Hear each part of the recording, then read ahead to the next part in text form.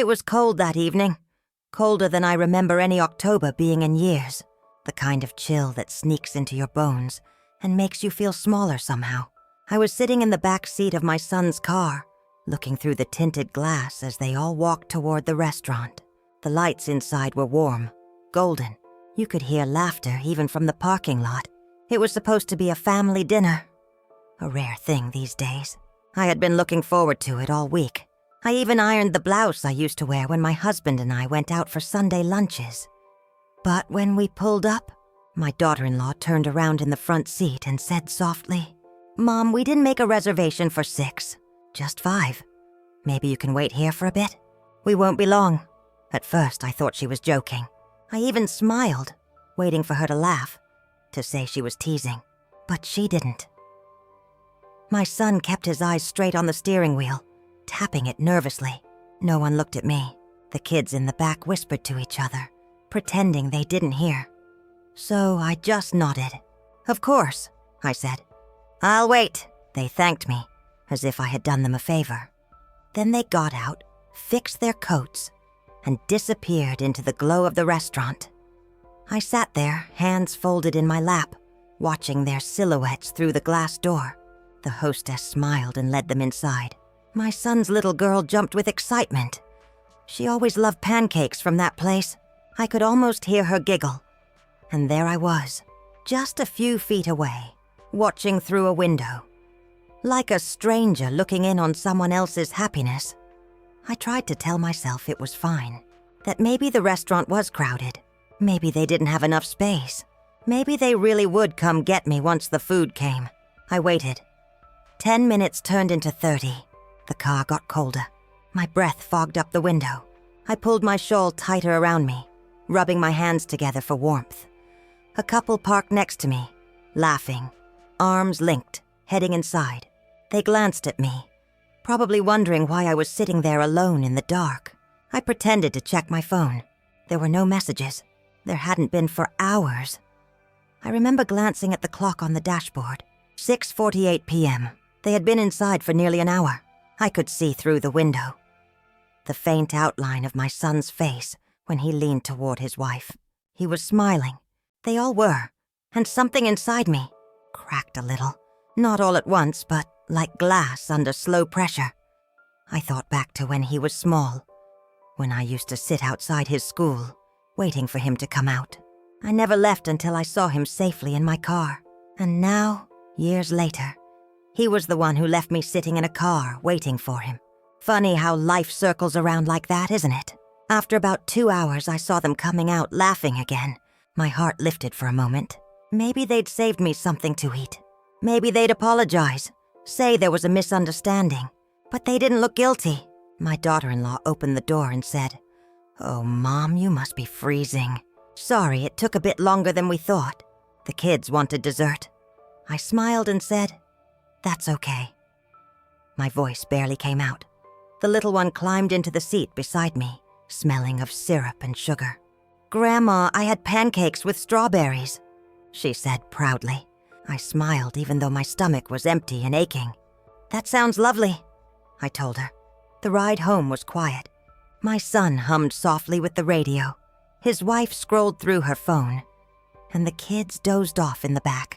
I looked out the window at the passing lights, blurred, like tears that hadn't fallen yet. When we got home, they said goodnight as if nothing had happened. I went to my room, sat on the edge of the bed, and stared at my reflection in the dark window. My hands were trembling. I wasn't angry. Not exactly. I was something worse. Forgotten. I didn't sleep that night. I just kept thinking, when did I become an inconvenience? When did my presence stop being wanted? I used to be the center of that family. The one who cooked the dinners, held the birthdays, cleaned up the mess, told bedtime stories. Now, I was the person who waited in the car. That was the night something changed inside me. Not out of bitterness, but clarity. It was the moment I realized, sometimes love doesn't fade with shouting or fighting. Sometimes it fades quietly, replaced by distance and polite neglect. And as painful as it was to admit, they had moved on, and I was still standing in the same place. Still, I didn't say anything. The next morning, I made them breakfast, packed lunches for the kids, and smiled when they left. Because that's what mothers do, right? We pretend we're fine so no one feels guilty. But deep down, a small part of me knew something had been taken from me that night. A kind of dignity that doesn't come back easily. The next morning, sunlight crept through the blinds like it always did, soft and pale, spreading across the room where I'd barely slept. My hands were still cold from the night before, though the house was warm. It's strange how warmth doesn't always reach you. Not the way it used to. I sat at the edge of my bed for a long time, just listening to the quiet. The refrigerator hum, the ticking of the wall clock, the faint chirping of birds outside. It used to be that mornings meant something. When my husband was alive, he'd whistle in the kitchen, making coffee just the way I liked it. With a bit of cream and a spoon of sugar. He'd hand me the mug and kiss my forehead, saying, "Rise and shine, sunshine." I'd laugh and tell him I wasn't a morning person, but secretly, I loved that little ritual. It made the house feel alive. Now it's just me and the quiet, and sometimes the quiet feels heavier than noise ever could. After the dinner incident, things between me and my family didn't really change. At least not on the surface. They still called sometimes. They still sent the occasional text, asking how I was if I needed anything. But it always felt like obligation, not affection. Like they were checking off a box on some invisible list of duties. I started noticing little things I hadn't before. How my son would always talk about how busy he was, how the grandkids' schedules were packed, how my daughter-in-law would mention they were cutting back on visits to have more family time. And every time she said family time, it stung a little, because weren't we family too?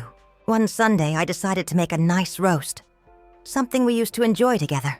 I called my son and told him to come by with the kids. He said, "We'll see, Mom. We might be out with friends, but I'll let you know." He never did. I ate alone that night.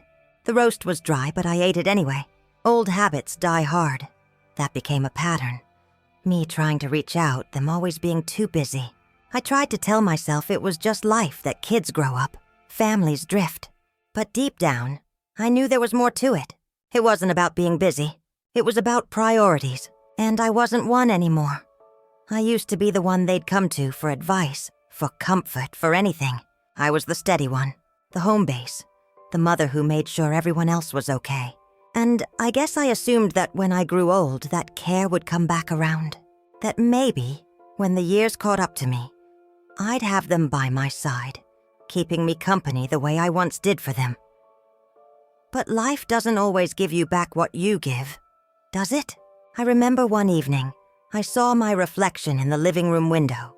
The TV was off, the room dim, and for a moment I didn't recognize myself. The lines on my face had deepened. The sparkle in my eyes had faded. I used to be someone's whole world. A wife, a mother, a caregiver. Now I was just a woman with a phone that barely rang. Still, I tried to stay hopeful. I joined a knitting club down at the community center. The ladies there were kind. They'd share stories about their families, about trips and grandkids. I'd smile and nod, pretending mine were just as close. I didn't have the heart to tell them that I hadn't seen my grandkids in weeks, that my son only visited when something broke around the house. It wasn't that they were cruel. No, that's the hard part. It's not cruelty that hurts the most. It's indifference. The soft, quiet kind that doesn't make a sound, doesn't leave a scar, but slowly erodes the heart. One afternoon, I was at the grocery store, pushing my cart down the cereal aisle. I saw a mother and her son laughing together, picking out cereal boxes. He must have been 10, maybe 11.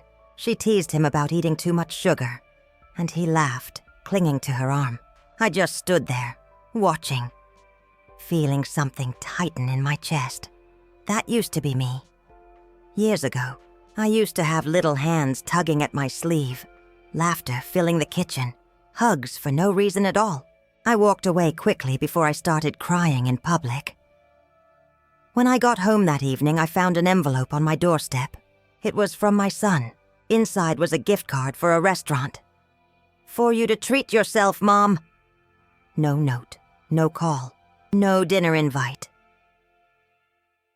I sat at the table holding that card and I thought, they think money can replace time, but it can't. Time is the one thing that can't be bought or borrowed. It has to be given. Sometimes late at night, I'd find myself replaying old memories. The sound of my son's voice when he was a boy, calling out, "Mom," with that sweet innocence that only children have. Or the way he'd crawl into bed when he had nightmares, holding my hand until he fell asleep. And now, the same boy who once clung to me for safety couldn't even make room for me at a restaurant table. I don't say this with anger. I think I'm past that now. It's more like a quiet ache, a dull kind of sadness that becomes part of your everyday. You learn to live with it, to move around it, like an old wound that still stings when it rains. But I began noticing something else too. A small shift inside me, a kind of peace maybe. Because once you've been left behind enough times, you stop chasing. You stop waiting for the phone to ring. You start doing things for yourself. I began walking in the park every morning. I'd watch the ducks glide across the pond, the sun rising behind the trees. Sometimes I'd bring a thermos of coffee and sit on a bench, just breathing in the stillness. For a moment, I'd forget everything else. The loneliness, the waiting, the disappointment. There was a quiet kind of beauty in simply being. And I realized something. Maybe peace doesn't come from being surrounded by people who love you. Maybe it comes from learning to love yourself even when no one else seems to remember how. I started spending more time outside after that. Something about the air, the open sky. It helped clear my thoughts. The park became my little escape, my quiet sanctuary away from the empty rooms and unanswered calls. There was one bench I always sat on. It faced a big oak tree that must have been older than I was. Its roots were thick and winding, gripping the earth like it refused to let go. I liked that about it. It reminded me of myself. Still standing, still holding on, even when the seasons kept changing around me. One morning, as I was sipping my coffee, an older man sat down on the other end of the bench. He looked about my age, maybe a little older. He had kind eyes, the sort that didn't look through you but right at you. He nodded politely and said, "Cold morning, huh?" I smiled. "Sure is, but at least it's quiet." He chuckled softly. "Quiet's not so bad. Sometimes it's the only thing that makes sense." We didn't say much else that day. Just sat there, watching the ducks and the ripples on the water. But the next morning he was there again. Same bench, same coffee cup in hand. And that's how it began. Two strangers meeting at the same spot every morning. His name was George. He told me he used to be a mailman, that he knew the neighborhood like the back of his hand. He had stories about every street, every old neighbor, every lost dog he'd returned home. I told him a little about myself too, about my late husband, about my son and grandkids. I didn't tell him everything, not at first. Some things hurt too much to say out loud, but he didn't push. He just listened. And that, I realized, was something I hadn't felt in a long time. Being listened to, not out of pity or obligation, but because someone actually cared to hear what I had to say. As weeks passed, those morning talks became the part of my day I looked forward to most. We'd laugh about silly things, complain about the squirrels stealing the bird seed, or share quiet moments where no words were needed. Once he brought me a thermos of tea, said he made it himself, strong enough to wake the dead. It wasn't very good, but I smiled and drank it anyway. Little by little, I began to feel like myself again. The loneliness was still there, sure, but it wasn't as sharp. It softened around the edges. Maybe that's what kindness does. It doesn't erase the pain, but it makes it easier to carry. One day, George told me about his daughter. He said they used to be close, but after his wife passed, she pulled away. "I think I reminded her too much of what she lost," he said, "so she stopped calling." I nodded because I understood. Loss changes people. Sometimes it doesn't just take away the person who's gone. It takes away the one still here too. He looked at me and said, "Funny thing, isn't it? How the people we love most can become strangers while we're still breathing." I didn't know what to say, so I just reached over and patted his hand. He smiled softly, eyes glistening. "Guess we both know that feeling, huh?" After that, I started writing again. Just little things. Notes, letters I'd never send, bits of thoughts I wanted to keep somewhere. I'd write about my mornings at the park, about George, about the way the air smelled like rain before it fell. Writing helped me sort through the feelings I'd kept locked away.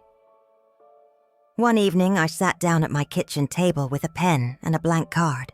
I wrote to my son, not to guilt him, not to demand anything, just to tell him I loved him, that I missed him, but I hoped he was happy. I slipped it in an envelope and mailed it the next day. He never wrote back, but somehow that was okay. I'd said what I needed to say. Winter came and the park turned quiet again. The leaves were gone, the benches frosty, and my walks shorter. But I still went, bundled in my old coat and scarf. George and I would sit and talk, sometimes not saying much at all. It was during one of those mornings that he said something I'll never forget. "You know," he said, looking out over the frozen pond, "I think peace isn't about what we have. It's about what we let go of." I didn't fully understand it then, but those words stayed with me, because the truth is, I'd spent so long waiting to be remembered, waiting to be invited, waiting to be seen. And maybe the hardest thing about getting older is realizing that some people just won't come back. But that doesn't mean you stop living. I started cooking for myself again properly, not just reheating leftovers. I put on old music, danced around the kitchen like I used to.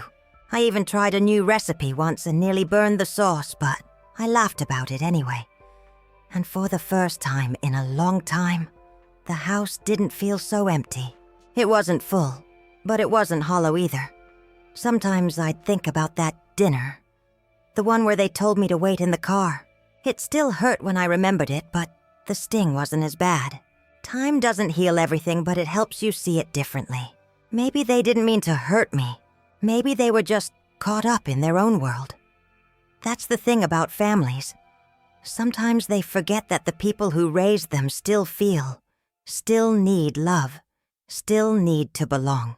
But life has a strange way of filling the spaces others leave behind. And mine was filling slowly, gently. Not with what I lost, but with what I was learning to find again. Connection, kindness, peace. I don't know how long I sat there, listening to the hum of the heater and the muffled laughter coming from inside. At some point, I realized tears had dried on my face, leaving that tight, sticky feeling on my skin. My hands were trembling, and my chest hurt. Not from the cold, but from the weight sitting inside it. It's a strange thing to be surrounded by people you love and still feel invisible. To be so close to warmth yet completely left out of it. The longer I sat there, the more I wondered how it had come to this. I raised those children. I worked double shifts so they could eat, go to school, wear decent clothes. I sat up at night when they were sick. I was there for every heartbreak, every celebration, every little moment that mattered. And now, I was sitting in a car, waiting like an outsider. After a while, I turned off the heater. The fuel light had come on, and I didn't want to risk running out of gas. The car got cold quickly. I rubbed my arms and looked out at the snow piling up on the street. Christmas lights blinked from the houses nearby. Reds, greens, and golds. I could hear faint music drifting from somewhere. Cheerful songs about family, love, and being home for the holidays. The irony wasn't lost on me. I thought about driving away, just leaving without saying anything. But where would I go? My house was empty, quiet, and cold. I used to love Christmas. The smell of cookies baking, the sound of laughter echoing through the halls. The sight of my kids tearing open gifts. Now, it was just a day that reminded me of what I'd lost. About an hour later, the restaurant doors opened, and people began walking out, chatting and laughing, brushing snow off their coats. I sat up trying to spot my family.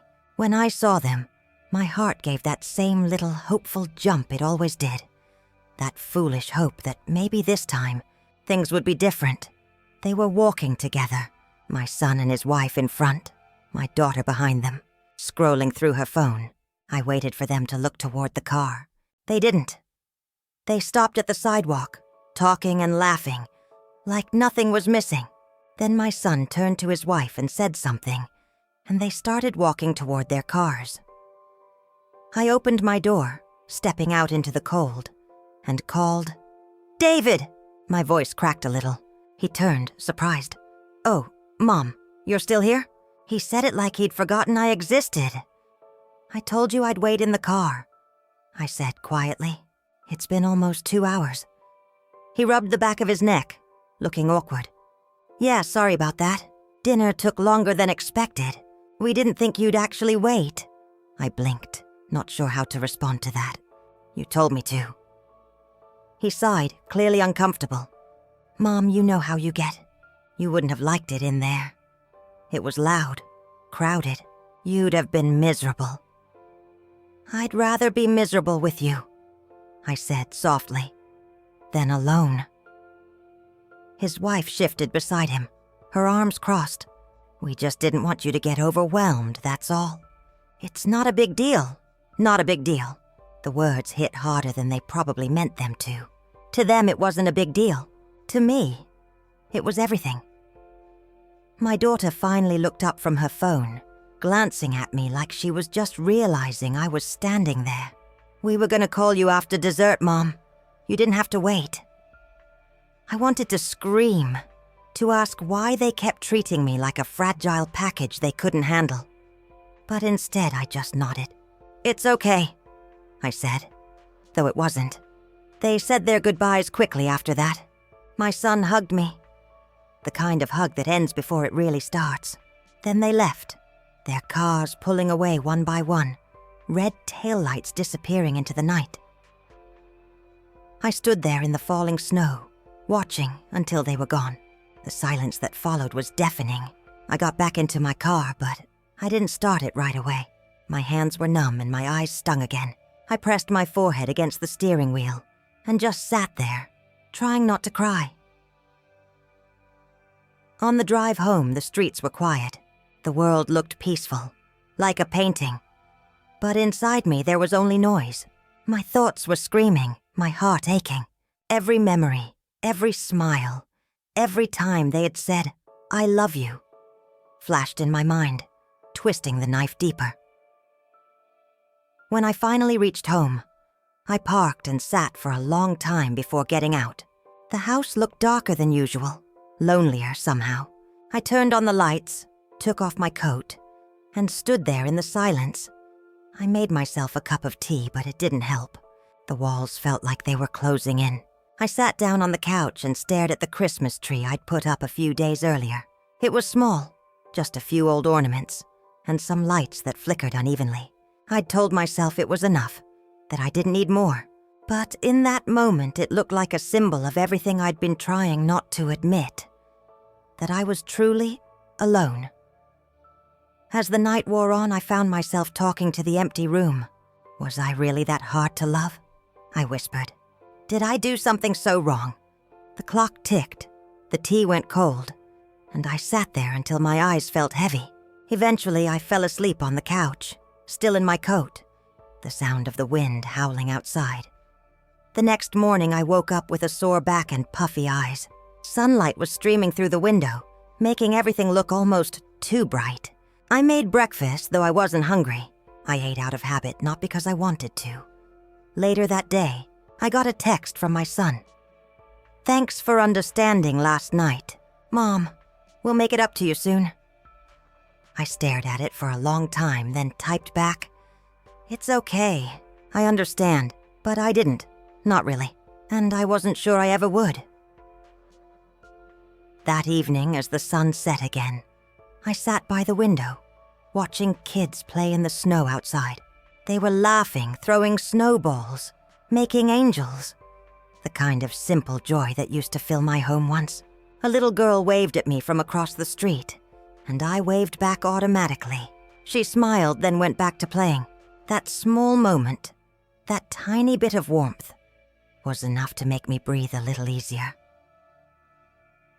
I realized then that maybe I couldn't depend on my family to fill the emptiness anymore. Maybe I had to find warmth elsewhere, in small moments, in kind strangers, in myself. But that realization didn't come with peace right away.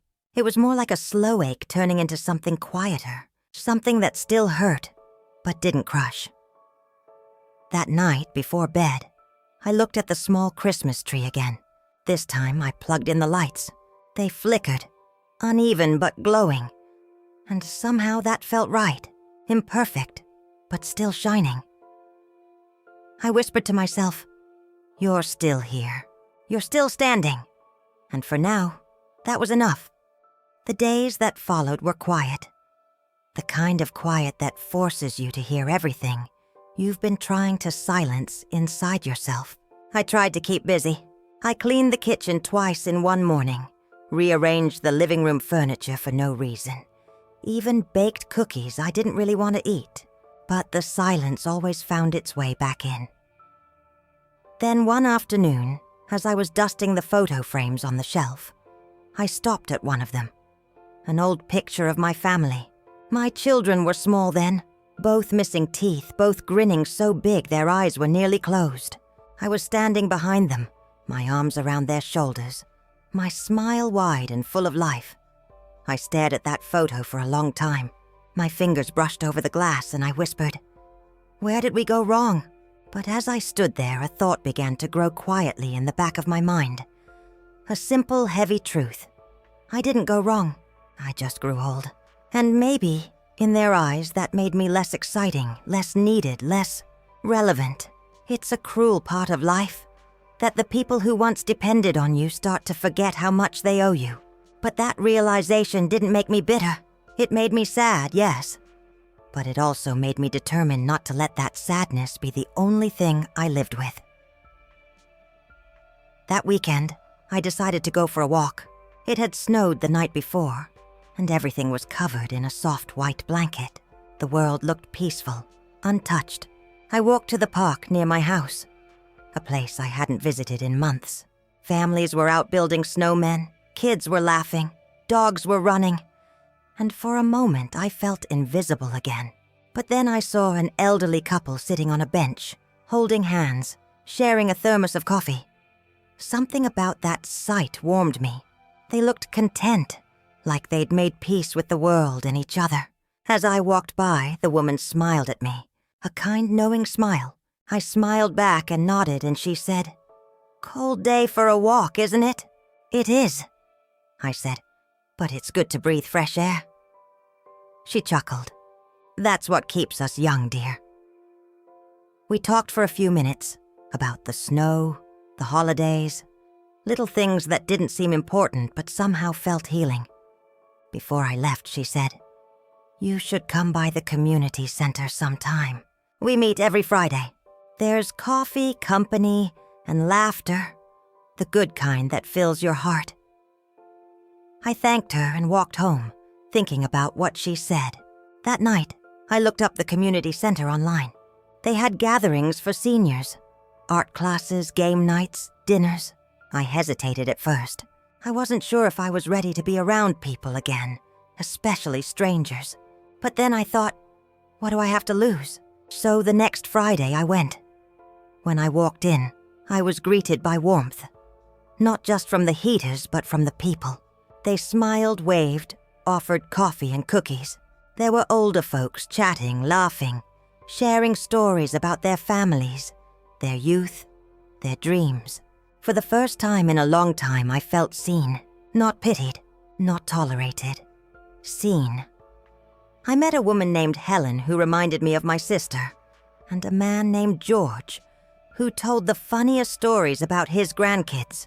By the end of the evening, I was laughing. Real, genuine laughter that came from deep inside. The kind I hadn't felt in years. When I got home that night, I realized something. I hadn't thought about my family once during those 2 hours. Not in anger, not in longing, just not at all. It wasn't because I stopped loving them. It was because, for the first time, I didn't need them to feel like I mattered. That realization was both freeing and heartbreaking. The weeks passed, and I became a regular at the community center. I started helping with events, bringing baked goods, even volunteering to teach knitting to a few women there. Every Friday night, the emptiness inside me grew a little smaller. The faces around me became familiar, the laughter comforting. Then one evening, something unexpected happened. I was helping clean up after dinner when my phone buzzed. It was a message from my son. "Hey, Mom, how have you been? We've been thinking about you." I stared at the message for a long time. My heart wanted to jump with joy, but my mind whispered caution. Still, I typed back, "I've been good. Keeping busy. How's everyone?" He replied quickly, "We're good. The kids miss you. We were wondering if you'd like to come by for dinner this weekend." I didn't answer right away. I just stood there, holding the phone, feeling 100 emotions at once. Part of me wanted to say yes immediately, to rush back into their lives, to pretend nothing had happened. But another part of me, the part that had sat in that cold car, the part that had cried in the dark, told me to pause. When I finally replied, I said, "That sounds nice. Let me check my schedule and get back to you." And it felt powerful, because for once I wasn't waiting on them. I had a life now. People who cared, things that made me feel alive. That weekend I did go to dinner, but I walked in differently this time. Not as someone desperate to be accepted, but as someone who finally knew her worth. They greeted me warmly, maybe out of guilt, maybe out of love. I didn't overthink it. I smiled, hugged them, and we talked. The food was good, the laughter real enough, and though there was still a quiet tension underneath, it didn't break me this time. At one point, my grandson climbed into my lap and said, "Grandma, we missed you." I looked at him, his little face so full of innocence, and smiled. "I missed you too, sweetheart." As I drove home that night, the snow was falling again. The roads were slick, the lights blurry through the windshield. But I wasn't crying this time. I wasn't empty, I was peaceful. I realized that forgiveness doesn't always mean forgetting. Sometimes it means letting go of the need for people to understand the pain they caused. Sometimes it means finding peace on your own terms. When I got home, I turned on my little Christmas tree again. The lights flickered unevenly, just like before. But this time they looked beautiful. Not perfect, but alive. And I whispered to myself, "You made it through." So if anyone's listening right now, if you've ever been left out, made to wait, forgotten by the people you love, please know this. Your worth isn't defined by who invites you, who remembers you, or who shows up. Your worth is something you carry inside you, even when the world tries to make you forget it. Don't let loneliness convince you that you don't matter. You do, more than you know. And sometimes, the peace you're searching for doesn't come from being included. It comes from finding yourself again, piece by piece. If this story touched your heart, please take a moment to like this video, share it with someone who might need to hear it, and subscribe to our channel. Every story we share here is a reminder that you're not alone, that healing and hope still exist, even in the quietest corners of life, because sometimes being left outside isn't the end of your story. It's just the beginning of finding your way back to yourself.